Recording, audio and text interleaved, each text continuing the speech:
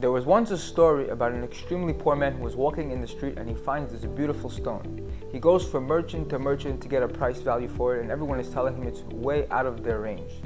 So he decides to go on a ship to a different country where there are rich people that might be able to evaluate and buy the stone from him. As he reaches the ship, the captain comes to him and asks him for a payment.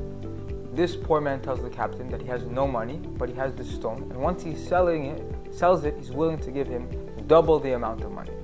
So the captain obviously agrees. He goes up to the suite, he gets the VIP treatment, everything gets written in his tab, all the meals, and one day he gets overly drunk. And out of happiness, he decides that he wants to see his stone. He pulls it out of his pocket, he looks at it, and he falls asleep. Now the waitresses come, they take the tablecloth, they throw it into the ocean, and he wakes up looking for the stone in tremendous pain and agony that not only does he not have the stone, but he owes a lot of money to the captain of the ship.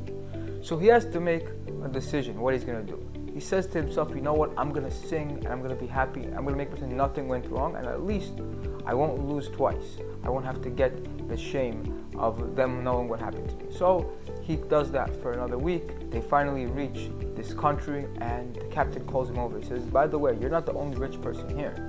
He takes him to a small room. He shows him that he has a bunch of treasures, and he tells him that I've been here many times. They already take a high rate of taxes for me.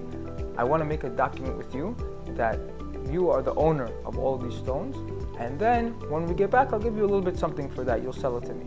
So he says, okay, great. They make an agreement with them, and now on paper, the poor man is the owner of all these stones.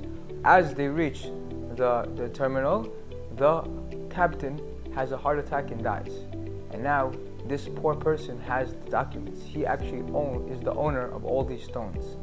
The moral of the story is that sometimes in life we're in tough situations, and if we could overcome that and learn to be happy and to accept that with happiness, sometimes that can open many doors for us. We see in this week's Parashat Shmini, Aharon Kohen loses two of his sons in one day, and the Torah says Vayidom Aharon. Vayidom means that he was able to be silent. He was able to reach a level of just right away coming to peace with the fact that he lost two of his kids, and if they were taken, that means that their time has come. And he was able not to say anything and also internalize that God was the one who did it.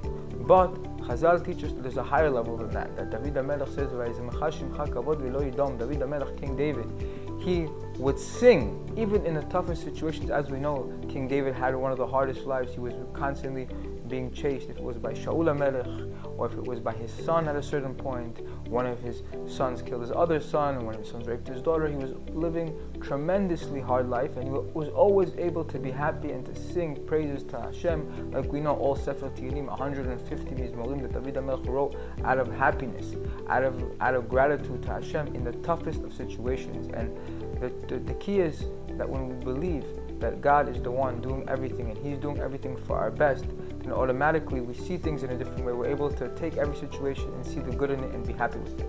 Wishing everyone a Shabbat Shalom.